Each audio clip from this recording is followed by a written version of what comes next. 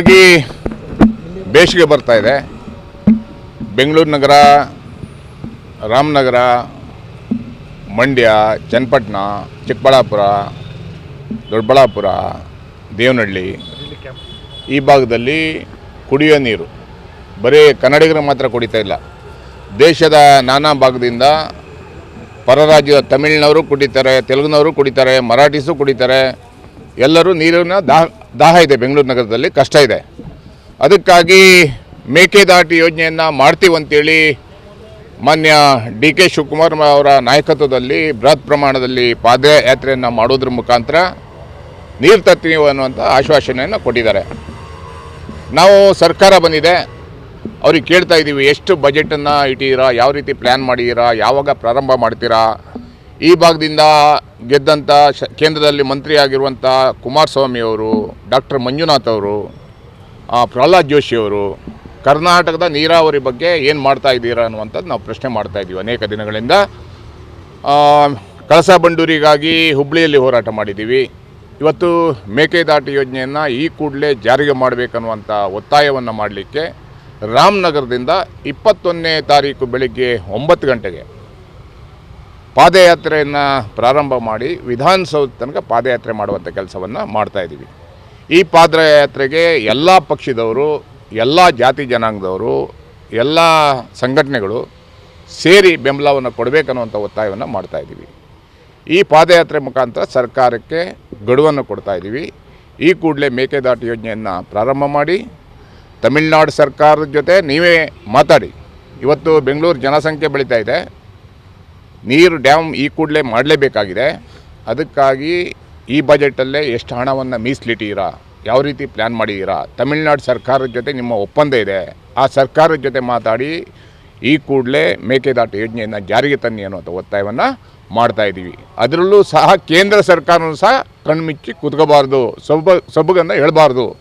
ಈ ಕೂಡಲೇ ಮಾನ್ಯ ಕುಮಾರಸ್ವಾಮಿಯವರು, ಪ್ರಹ್ಲಾದ್ ಜೋಶಿಯವರು, ಅನೇಕ ಮಂತ್ರಿಗಳು ಈ ಯೋಜನೆಯನ್ನು ಜಾರಿಗೆ ತರಬೇಕನ್ನುವಂಥ ಒತ್ತಾಯವನ್ನು ಮಾಡಲಿಕ್ಕೆ 2 ದಿನ ಕರ್ನಾಟಕ ರಕ್ಷಣಾ ವೇದಿಕೆ ಮತ್ತು ಎಲ್ಲ ಸಂಘಟನೆಗಳು ಸೇರಿ ಪಾದಯಾತ್ರೆಯನ್ನು ಹಮ್ಮಿಕೊಳ್ತಾ ಇದ್ದೀವಿ.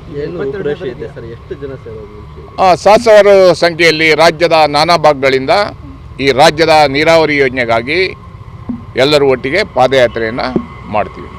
ಇಲ್ಲಿಂದ ಬೆಂಗಳೂರು ತನಕ, ವಿಧಾನಸೌಧ ತನಕ ಪಾದಯಾತ್ರೆಯನ್ನು ಮಾಡ್ತಾ ಇದ್ದೀವಿ. ಸರ್, 22ನೇ ತಾರೀಕು ವಿವಿಧ ವಿಚಾರಗಳನ್ನು ಇಟ್ಕೊಂಡು ಕರ್ನಾಟಕ ಬಂದು ಕರೆ ಕೊಟ್ಟಿದ್ದಾರೆ. ನೀವು ಅದಕ್ಕೆ ಪರ್ಯಾಯವಾಗಿ ಮಾಡ್ತಾ ಇರೋದು ಅಥವಾ ಹೇಗೆ ಸರ್? ನೋಡಿ, ಎಲ್ಲ ಮಾಡ್ತಾ ಇರೋದು ಹೋರಾಟ.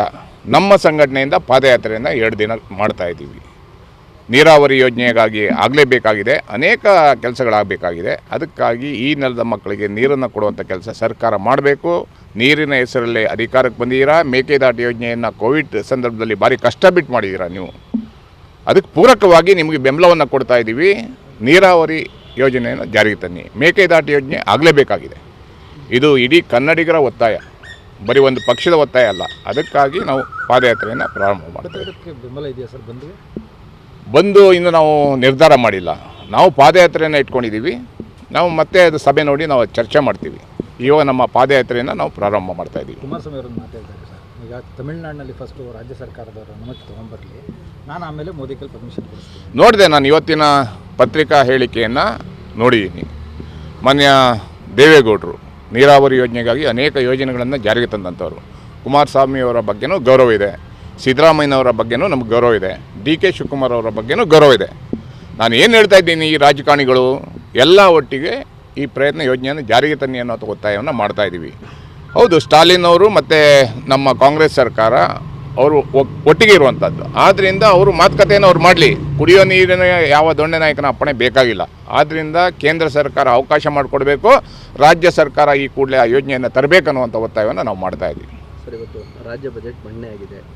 ಒಂದಷ್ಟು ಸರ್ಕಾರಿ ಶಾಲೆಗಳನ್ನ ಪಬ್ಲಿಕ್ ಶಾಲೆಗಳಾಗಿ ಪರಿವರ್ತನೆ ಮಾಡಬೇಕು ಅನ್ನೋದಷ್ಟು ವಿಚಾರಗಳು ಬಿಟ್ಟಿದ್ದಾರೆ. ಕನ್ನಡಕ್ಕೆ ಏನಾದರೂ ಆದ್ಯತೆ ನೀಡಿದ್ದಾರೆ ಅಂತ ಅನಿಸುತ್ತಾ, ಹೇಗೆ?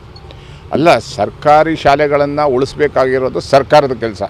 ಕನ್ನಡವನ್ನು ಉಳಿಸೋದ್ರ ಮುಖಾಂತರ ಕರ್ನಾಟಕವನ್ನು ಉಳಿಸುವಂಥ ಕೆಲಸವನ್ನು ಸರ್ಕಾರ ಮಾಡಬೇಕಾಗಿದೆ. ಪಬ್ಲಿಕ್ ಶಾಲೆ ಮಾಡಿ ಇಂಗ್ಲೀಷ್ ಮಾಡ್ತೀನಿ ಅಥವಾ ಕನ್ನಡವನ್ನು ಬಿಡ್ತೀನಿ ಅಂದರೆ ಯಾವ ಹೋರಾಟಗಾರರು, ಯಾವ ಕನ್ನಡಿಗನೂ ಸುಮ್ಮನೆ ಇರೋಕ್ಕಾಗಲ್ಲ. ನಮ್ಮ ಮಾತೃಭಾಷೆಯನ್ನು ಉಳಿಸೋದ್ರ ಮುಖಾಂತರ ನಮ್ಮ ರಾಜ್ಯವನ್ನು ಉಳಿಸುವಂಥ ಕೆಲಸವನ್ನು ನಾವು ಮಾಡಬೇಕಾಗುತ್ತೆ. ಕನ್ನಡದಲ್ಲಿ ಓದ್ದವರಿಗೆ ಸರಿಯಾಗಿ ಕೆಲಸ ಸಿಕ್ಕಿಲ್ಲ, ಅದರಲ್ಲಿ ಏನಾದರೂ ವಿಶೇಷವಾದಂಥ ಅನುದಾನವನ್ನು ಕೊಟ್ಟಿಲ್ಲ ಅಂದರೆ ಎಲ್ಲೂ ಸರ್ಕಾರಿ ಶಾಲೆಗಳು ಉಳಿಯೋಕ್ಕೆ ಸಾಧ್ಯ ಇಲ್ಲ. ಅದಕ್ಕಾಗಿ ರೈತರ ಮಕ್ಕಳು, ದೀನದಲಿತರ ಮಕ್ಕಳು, ಹೋರಾಟಗಾರರ ಮಕ್ಕಳು ಮಾತ್ರ ಸರ್ಕಾರಿ ಶಾಲೆಯಲ್ಲಿ ಓದಬೇಕಂತೇನಿಲ್ಲ. ಸರ್ಕಾರಿ ಶಾಲೆಯನ್ನು ಪಬ್ಲಿಕ್ ಶಾಲೆ ಮಾಡುವಂಥದ್ದು ಒಳ್ಳೆಯ ಕೆಲಸನೇ. ಇವತ್ತು ಸರ್ಕಾರಿ ಶಾಲೆಯಲ್ಲಿ ಶೌಚಾಲಯ ಇರಲ್ಲ, ಏನೋ ಒಂಥರ ಕೊಟ್ಟಿಗೆ ಥರ ಇರುತ್ತೆ. ಆದ್ದರಿಂದ ಹೈಟೆಕ್ ಮಾಡೋದ್ರಲ್ಲಿ ನಮ್ಮ ಭಿನ್ನಾಭಿಪ್ರಾಯ ಇಲ್ಲ. ಆದರೆ ಅದರಲ್ಲಿ ಕನ್ನಡವನ್ನು ಎಲ್ಲ ಮಕ್ಕಳಿಗೂ ಕನ್ನಡವನ್ನು ಹೇಳ್ಕೊಡೋದ್ರ ಮುಖಾಂತರ ಆ ಸಬ್ಜೆಕ್ಟನ್ನು ಎಲ್ಲರಿಗೂ ಹೇಳ್ಕೊಡುವಂಥದ್ದು, ಕಲಿಸುವಂಥ ಕೆಲಸವನ್ನು ಮಾಡಬೇಕನ್ನೋದು ಒತ್ತಾಯವನ್ನು ಮಾಡ್ತಾರೆ. ಏನಾದರೂ ನಿರೀಕ್ಷೆ ಇತ್ತ ಬಜೆಟ್ ಬಗ್ಗೆ ಏನಾದರೂ? ಬಜೆಟಲ್ಲಿ ಇವತ್ತು ನೀರಾವರಿ ಯೋಜನೆಗೆ ನಾವು ಮೊದಲನೇದಾಗಿ ನೀರಾವರಿ ಯೋಜನೆಯನ್ನು ಕೇಳ್ತಾ ಇದ್ದೀವಿ. ಗಡಿ ಅಭಿವೃದ್ಧಿಯನ್ನು ಮಾಡಬೇಕು. ಅಭಿವೃದ್ಧಿ ಮಾಡಲಿಕ್ಕೆ ITBTಗಳನ್ನು ಗಡಿಗಳಲ್ಲಿ ಹಾಕಿ ಕನ್ನಡವನ್ನು ಉಳಿಸುವಂಥ ಕೆಲಸವನ್ನು ಮಾಡಬೇಕು. ಗಡಿ ಆಚೆ ಅನೇಕ ಜನ ಬೇರೆ ಬೇರೆ ನಮ್ಮ ಮಹಾರಾಷ್ಟ್ರದಲ್ಲಿ ಕರ್ನಾಟಕ ಸೇರ್ತೀವಿ ಅಂತ ಹೇಳ್ತಾ ಇದ್ದಾರೆ. ಅವ್ರನ್ನ ಕರ್ಕೊಳ್ಳುವಂಥ ಕೆಲಸಗಳನ್ನು ಮಾಡಬೇಕು ಅನ್ನೋವಂಥ ಕೆಲಸವನ್ನು ಒತ್ತಾಯವನ್ನು ಮಾಡ್ತಾಯಿದ್ದೀವಿ. ಹಾಗಾಗಿ ಬೇಸಿಗೆ ಬರ್ತಾ ಇದೆ.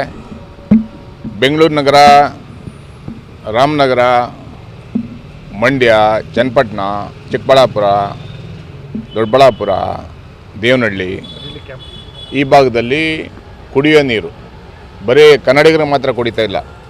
ದೇಶದ ನಾನಾ ಭಾಗದಿಂದ ಪರ ರಾಜ್ಯದ ತಮಿಳಿನವರು ಕುಡಿತಾರೆ, ತೆಲುಗಿನವರು ಕುಡಿತಾರೆ, ಮರಾಠೀಸು ಕುಡಿತಾರೆ. ಎಲ್ಲರೂ ನೀರಿನ ದಾಹ ಇದೆ. ಬೆಂಗಳೂರು ನಗರದಲ್ಲಿ ಕಷ್ಟ ಇದೆ. ಅದಕ್ಕಾಗಿ ಮೇಕೆದಾಟು ಯೋಜನೆಯನ್ನು ಮಾಡ್ತೀವಂತೇಳಿ ಮಾನ್ಯ DK ಶಿವಕುಮಾರ್ ಅವರ ನಾಯಕತ್ವದಲ್ಲಿ ಬೃಹತ್ ಪ್ರಮಾಣದಲ್ಲಿ ಪಾದಯಾತ್ರೆಯನ್ನು ಮಾಡೋದ್ರ ಮುಖಾಂತರ ನೀರು ತರ್ತೀವಿ ಅನ್ನುವಂಥ ಆಶ್ವಾಸನೆಯನ್ನು ಕೊಟ್ಟಿದ್ದಾರೆ. ನಾವು ಸರ್ಕಾರ ಬಂದಿದೆ, ಅವ್ರಿಗೆ ಕೇಳ್ತಾ ಇದ್ದೀವಿ, ಎಷ್ಟು ಬಜೆಟನ್ನು ಇಟ್ಟಿದ್ದೀರಾ, ಯಾವ ರೀತಿ ಪ್ಲ್ಯಾನ್ ಮಾಡಿದ್ದೀರಾ, ಯಾವಾಗ ಪ್ರಾರಂಭ ಮಾಡ್ತೀರಾ. ಈ ಭಾಗದಿಂದ ಗೆದ್ದಂಥ ಕೇಂದ್ರದಲ್ಲಿ ಮಂತ್ರಿ ಆಗಿರುವಂಥ ಕುಮಾರಸ್ವಾಮಿ ಅವರು, ಡಾಕ್ಟರ್ ಮಂಜುನಾಥ್ ಅವರು, ಪ್ರಹ್ಲಾದ್ ಜೋಶಿ ಅವರು ಕರ್ನಾಟಕದ ನೀರಾವರಿ ಬಗ್ಗೆ ಏನು ಮಾಡ್ತಾ ಇದ್ದೀರಾ ಅನ್ನುವಂಥದ್ದು ನಾವು ಪ್ರಶ್ನೆ ಮಾಡ್ತಾಯಿದ್ದೀವಿ ಅನೇಕ ದಿನಗಳಿಂದ. ಕಳಸಾ ಬಂಡೂರಿಗಾಗಿ ಹುಬ್ಬಳ್ಳಿಯಲ್ಲಿ ಹೋರಾಟ ಮಾಡಿದ್ದೀವಿ. ಇವತ್ತು ಮೇಕೆದಾಟು ಯೋಜನೆಯನ್ನು ಈ ಕೂಡಲೇ ಜಾರಿಗೆ ಮಾಡಬೇಕನ್ನುವಂಥ ಒತ್ತಾಯವನ್ನು ಮಾಡಲಿಕ್ಕೆ ರಾಮನಗರದಿಂದ 21ನೇ ತಾರೀಕು ಬೆಳಗ್ಗೆ 9 ಗಂಟೆಗೆ ಪಾದಯಾತ್ರೆಯನ್ನು ಪ್ರಾರಂಭ ಮಾಡಿ ವಿಧಾನಸೌಧ ತನಕ ಪಾದಯಾತ್ರೆ ಮಾಡುವಂಥ ಕೆಲಸವನ್ನು ಮಾಡ್ತಾಯಿದ್ದೀವಿ. ಈ ಪಾದಯಾತ್ರೆಗೆ ಎಲ್ಲ ಪಕ್ಷದವರು, ಎಲ್ಲ ಜಾತಿ ಜನಾಂಗದವರು, ಎಲ್ಲ ಸಂಘಟನೆಗಳು ಸೇರಿ ಬೆಂಬಲವನ್ನು ಕೊಡಬೇಕನ್ನುವಂಥ ಒತ್ತಾಯವನ್ನು ಮಾಡ್ತಾಯಿದ್ದೀವಿ. ಈ ಪಾದಯಾತ್ರೆ ಮುಖಾಂತರ ಸರ್ಕಾರಕ್ಕೆ ಗಡುವನ್ನು ಕೊಡ್ತಾಯಿದ್ದೀವಿ. ಈ ಕೂಡಲೇ ಮೇಕೆದಾಟು ಯೋಜನೆಯನ್ನು ಪ್ರಾರಂಭ ಮಾಡಿ ತಮಿಳುನಾಡು ಸರ್ಕಾರದ ಜೊತೆ ನೀವೇ ಮಾತಾಡಿ. ಇವತ್ತು ಬೆಂಗಳೂರು ಜನಸಂಖ್ಯೆ ಬೆಳೀತಾ ಇದೆ. ನೀರು ಡ್ಯಾಮ್ ಈ ಕೂಡಲೇ ಮಾಡಲೇಬೇಕಾಗಿದೆ. ಅದಕ್ಕಾಗಿ ಈ ಬಜೆಟಲ್ಲೇ ಎಷ್ಟು ಹಣವನ್ನು ಮೀಸಲಿಟ್ಟಿದ್ದೀರಾ, ಯಾವ ರೀತಿ ಪ್ಲ್ಯಾನ್ ಮಾಡಿದ್ದೀರಾ, ತಮಿಳುನಾಡು ಸರ್ಕಾರದ ಜೊತೆ ನಿಮ್ಮ ಒಪ್ಪಂದ ಇದೆ, ಆ ಸರ್ಕಾರದ ಜೊತೆ ಮಾತಾಡಿ ಈ ಕೂಡಲೇ ಮೇಕೆದಾಟು ಯೋಜನೆಯನ್ನು ಜಾರಿಗೆ ತನ್ನಿ ಅನ್ನುವಂಥ ಒತ್ತಾಯವನ್ನು ಮಾಡ್ತಾಯಿದ್ದೀವಿ. ಅದರಲ್ಲೂ ಸಹ ಕೇಂದ್ರ ಸರ್ಕಾರವೂ ಸಹ ಕಣ್ಮುಚ್ಚಿ ಕೂತ್ಕೋಬಾರ್ದು, ಸೊಬಗನ್ನು ಹೇಳಬಾರ್ದು. ಈ ಕೂಡಲೇ ಮಾನ್ಯ ಕುಮಾರಸ್ವಾಮಿಯವರು, ಪ್ರಹ್ಲಾದ್ ಜೋಶಿಯವರು, ಅನೇಕ ಮಂತ್ರಿಗಳು ಈ ಯೋಜನೆಯನ್ನು ಜಾರಿಗೆ ತರಬೇಕನ್ನುವಂಥ ಒತ್ತಾಯವನ್ನು ಮಾಡಲಿಕ್ಕೆ 2 ದಿನ ಕರ್ನಾಟಕ ರಕ್ಷಣಾ ವೇದಿಕೆ ಮತ್ತು ಎಲ್ಲ ಸಂಘಟನೆಗಳು ಸೇರಿ ಪಾದಯಾತ್ರೆಯನ್ನು ಹಮ್ಮಿಕೊಳ್ತಾ ಇದ್ದೀವಿ.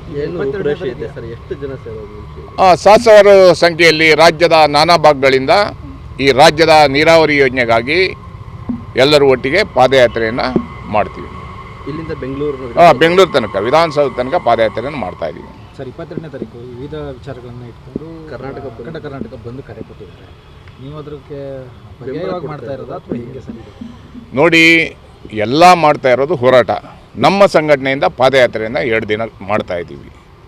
ನೀರಾವರಿ ಯೋಜನೆಗಾಗಿ ಆಗಲೇಬೇಕಾಗಿದೆ, ಅನೇಕ ಕೆಲಸಗಳಾಗಬೇಕಾಗಿದೆ. ಅದಕ್ಕಾಗಿ ಈ ನೆಲದ ಮಕ್ಕಳಿಗೆ ನೀರನ್ನು ಕೊಡುವಂಥ ಕೆಲಸ ಸರ್ಕಾರ ಮಾಡಬೇಕು. ನೀರಿನ ಹೆಸರಲ್ಲಿ ಅಧಿಕಾರಕ್ಕೆ ಬಂದಿದ್ದೀರಾ. ಮೇಕೆದಾಟು ಯೋಜನೆಯನ್ನು ಕೋವಿಡ್ ಸಂದರ್ಭದಲ್ಲಿ ಭಾರಿ ಕಷ್ಟ ಬಿಟ್ಟು ಮಾಡಿದ್ದೀರಾ ನೀವು. ಅದಕ್ಕೆ ಪೂರಕವಾಗಿ ನಿಮಗೆ ಬೆಂಬಲವನ್ನು ಕೊಡ್ತಾ ಇದ್ದೀವಿ. ನೀರಾವರಿ ಯೋಜನೆಯನ್ನು ಜಾರಿಗೆ ತನ್ನಿ. ಮೇಕೆದಾಟು ಯೋಜನೆ ಆಗಲೇಬೇಕಾಗಿದೆ. ಇದು ಇಡೀ ಕನ್ನಡಿಗರ ಒತ್ತಾಯ, ಬರೀ ಒಂದು ಪಕ್ಷದ ಒತ್ತಾಯ ಅಲ್ಲ. ಅದಕ್ಕಾಗಿ ನಾವು ಪಾದಯಾತ್ರೆಯನ್ನು ಪ್ರಾರಂಭ ಮಾಡ್ತೀವಿ. ಬೆಂಬಲ ಇದೆಯಾ ಸರ್? ಬಂದು ಇನ್ನು ನಾವು ನಿರ್ಧಾರ ಮಾಡಿಲ್ಲ. ನಾವು ಪಾದಯಾತ್ರೆಯನ್ನು ಇಟ್ಕೊಂಡಿದ್ದೀವಿ. ನಾವು ಮತ್ತೆ ಅದು ಸಭೆ ನೋಡಿ ನಾವು ಚರ್ಚೆ ಮಾಡ್ತೀವಿ. ಇವಾಗ ನಮ್ಮ ಪಾದಯಾತ್ರೆಯನ್ನು ನಾವು ಪ್ರಾರಂಭ ಮಾಡ್ತಾಯಿದ್ದೀವಿ. ಕುಮಾರಸ್ವಾಮಿ ಅವರನ್ನು ಮಾತಾಡ್ತಾರೆ ಸರ್. ಈಗ ತಮಿಳುನಾಡಿನಲ್ಲಿ ಫಸ್ಟು ರಾಜ್ಯ ಸರ್ಕಾರದವರು ಅನುಮತಿ ತೊಗೊಂಬರಲಿ, ನಾನು ಆಮೇಲೆ ಮೋದಿ ಕೈಲಿ ಪರ್ಮಿಷನ್ ಕೊಡಿಸ್ತೀನಿ. ನೋಡಿದೆ, ನಾನು ಇವತ್ತಿನ ಪತ್ರಿಕಾ ಹೇಳಿಕೆಯನ್ನು ನೋಡಿದ್ದೀನಿ. ಮಾನ್ಯ ದೇವೇಗೌಡರು ನೀರಾವರಿ ಯೋಜನೆಗಾಗಿ ಅನೇಕ ಯೋಜನೆಗಳನ್ನು ಜಾರಿಗೆ ತಂದಂಥವ್ರು. ಕುಮಾರಸ್ವಾಮಿ ಅವರ ಬಗ್ಗೆನೂ ಗೌರವ ಇದೆ, ಸಿದ್ದರಾಮಯ್ಯನವರ ಬಗ್ಗೆನೂ ನಮ್ಗೆ ಗೌರವ ಇದೆ, DK ಶಿವಕುಮಾರ್ ಅವರ ಬಗ್ಗೆನೂ ಗೌರವ ಇದೆ. ನಾನು ಏನು ಹೇಳ್ತಾ ಇದ್ದೀನಿ, ಈ ರಾಜಕಾರಣಿಗಳು ಎಲ್ಲ ಒಟ್ಟಿಗೆ ಈ ಪ್ರಯತ್ನ ಯೋಜನೆಯನ್ನು ಜಾರಿಗೆ ತನ್ನಿ ಅನ್ನೋ ಒತ್ತಾಯವನ್ನು ಮಾಡ್ತಾಯಿದ್ದೀವಿ. ಹೌದು, ಸ್ಟಾಲಿನ್ ಅವರು ಮತ್ತು ನಮ್ಮ ಕಾಂಗ್ರೆಸ್ ಸರ್ಕಾರ ಅವರು ಒಟ್ಟಿಗೆ ಇರುವಂಥದ್ದು. ಆದ್ದರಿಂದ ಅವರು ಮಾತುಕತೆಯನ್ನು ಅವ್ರು ಮಾಡಲಿ. ಕುಡಿಯೋ ನೀರಿನ ಯಾವ ದೊಣ್ಣೆ ನಾಯಕನ ಅಪ್ಪಣೆ ಬೇಕಾಗಿಲ್ಲ. ಆದ್ದರಿಂದ ಕೇಂದ್ರ ಸರ್ಕಾರ ಅವಕಾಶ ಮಾಡಿಕೊಡ್ಬೇಕು, ರಾಜ್ಯ ಸರ್ಕಾರ ಈ ಕೂಡಲೇ ಆ ಯೋಜನೆಯನ್ನು ತರಬೇಕನ್ನುವಂಥ ಒತ್ತಾಯವನ್ನು ನಾವು ಮಾಡ್ತಾಯಿದ್ದೀವಿ. ಸರ್, ಇವತ್ತು ರಾಜ್ಯ ಬಜೆಟ್ ಮಂಡನೆ ಆಗಿದೆ. ಒಂದಷ್ಟು ಸರ್ಕಾರಿ ಶಾಲೆಗಳನ್ನ ಪಬ್ಲಿಕ್ ಶಾಲೆಗಳಾಗಿ ಪರಿವರ್ತನೆ ಮಾಡಬೇಕು ಅನ್ನೋದಷ್ಟು ವಿಚಾರಗಳು ಬಿಟ್ಟಿದ್ದಾರೆ. ಕನ್ನಡಕ್ಕೆ ಏನಾದರೂ ಆದ್ಯತೆ ನೀಡಿದ್ದಾರೆ ಅಂತ ಅನ್ಸುತ್ತಾ, ಹೇಗೆ? ಅಲ್ಲ, ಸರ್ಕಾರಿ ಶಾಲೆಗಳನ್ನು ಉಳಿಸ್ಬೇಕಾಗಿರೋದು ಸರ್ಕಾರದ ಕೆಲಸ. ಕನ್ನಡವನ್ನು ಉಳಿಸೋದ್ರ ಮುಖಾಂತರ ಕರ್ನಾಟಕವನ್ನು ಉಳಿಸುವಂಥ ಕೆಲಸವನ್ನು ಸರ್ಕಾರ ಮಾಡಬೇಕಾಗಿದೆ. ಪಬ್ಲಿಕ್ ಶಾಲೆ ಮಾಡಿ ಇಂಗ್ಲೀಷ್ ಮಾಡ್ತೀನಿ ಅಥವಾ ಕನ್ನಡವನ್ನು ಬಿಡ್ತೀನಿ ಅಂದರೆ ಯಾವ ಹೋರಾಟಗಾರರು ಯಾವ ಕನ್ನಡಿಗನೂ ಸುಮ್ಮನೆ ಇರೋಕ್ಕಾಗಲ್ಲ. ನಮ್ಮ ಮಾತೃಭಾಷೆಯನ್ನು ಉಳಿಸೋದ್ರ ಮುಖಾಂತರ ನಮ್ಮ ರಾಜ್ಯವನ್ನು ಉಳಿಸುವಂಥ ಕೆಲಸವನ್ನು ನಾವು ಮಾಡಬೇಕಾಗುತ್ತೆ. ಕನ್ನಡದಲ್ಲಿ ಓದಿದವರಿಗೆ ಸರಿಯಾಗಿ ಕೆಲಸ ಸಿಕ್ಕಿಲ್ಲ, ಅದರಲ್ಲಿ ಏನಾದರೂ ವಿಶೇಷವಾದಂಥ ಅನುದಾನವನ್ನು ಕೊಟ್ಟಿಲ್ಲ ಅಂದರೆ ಎಲ್ಲೂ ಸರ್ಕಾರಿ ಶಾಲೆಗಳು ಉಳಿಯೋಕ್ಕೆ ಸಾಧ್ಯ ಇಲ್ಲ. ಅದಕ್ಕಾಗಿ ರೈತರ ಮಕ್ಕಳು, ದೀನದಲಿತರ ಮಕ್ಕಳು, ಹೋರಾಟಗಾರರ ಮಕ್ಕಳು ಮಾತ್ರ ಸರ್ಕಾರಿ ಶಾಲೆಯಲ್ಲಿ ಓದಬೇಕಂತೇನಿಲ್ಲ. ಸರ್ಕಾರಿ ಶಾಲೆಯನ್ನು ಪಬ್ಲಿಕ್ ಶಾಲೆ ಮಾಡುವಂಥದ್ದು ಒಳ್ಳೆಯ ಕೆಲಸನೇ. ಇವತ್ತು ಸರ್ಕಾರಿ ಶಾಲೆಯಲ್ಲಿ ಶೌಚಾಲಯ ಇರಲ್ಲ, ಏನೋ ಒಂಥರ ಕೊಟ್ಟಿಗೆ ಥರ ಇರುತ್ತೆ. ಆದ್ದರಿಂದ ಹೈಟೆಕ್ ಮಾಡೋದ್ರಲ್ಲಿ ನಮ್ಮ ಭಿನ್ನಾಭಿಪ್ರಾಯ ಇಲ್ಲ. ಆದರೆ ಅದರಲ್ಲಿ ಕನ್ನಡವನ್ನು ಎಲ್ಲ ಮಕ್ಕಳಿಗೂ ಕನ್ನಡವನ್ನು ಹೇಳ್ಕೊಡೋದ್ರ ಮುಖಾಂತರ ಆ ಸಬ್ಜೆಕ್ಟನ್ನು ಎಲ್ಲರಿಗೂ ಹೇಳ್ಕೊಡುವಂಥದ್ದು, ಕಲಿಸುವಂಥ ಕೆಲಸವನ್ನು ಮಾಡಬೇಕನ್ನೋದು ಒತ್ತಾಯವನ್ನು ಮಾಡ್ತಾರೆ. ಏನಾದರೂ ನಿರೀಕ್ಷೆ ಇತ್ತಾ ಬಜೆಟ್ ಬಗ್ಗೆ? ಏನಾದರೂ ಬಜೆಟಲ್ಲಿ ಇವತ್ತು ನೀರಾವರಿ ಯೋಜನೆಗೆ ನಾವು ಮೊದಲನೇದಾಗಿ ನೀರಾವರಿ ಯೋಜನೆಯನ್ನು ಕೇಳ್ತಾ ಇದ್ದೀವಿ. ಗಡಿ ಅಭಿವೃದ್ಧಿಯನ್ನು ಮಾಡಬೇಕು. ಅಭಿವೃದ್ಧಿ ಮಾಡಲಿಕ್ಕೆ ITBTಗಳನ್ನು ಗಡಿಗಳಲ್ಲಿ ಹಾಕಿ ಕನ್ನಡವನ್ನು ಉಳಿಸುವಂಥ ಕೆಲಸವನ್ನು ಮಾಡಬೇಕು. ಗಡಿ ಆಚೆ ಅನೇಕ ಜನ ಬೇರೆ ಬೇರೆ ನಮ್ಮ ಮಹಾರಾಷ್ಟ್ರದಲ್ಲಿ ಕರ್ನಾಟಕ ಸೇರ್ತೀವಿ ಅಂತ ಹೇಳ್ತಾ ಇದ್ದಾರೆ. ಅವ್ರನ್ನ ಕರ್ಕೊಳ್ಳುವಂಥ ಕೆಲಸಗಳನ್ನು ಮಾಡಬೇಕು ಅನ್ನೋವಂಥ ಕೆಲಸವನ್ನು ಒತ್ತಾಯವನ್ನು ಮಾಡ್ತಾಯಿದ್ದೀವಿ.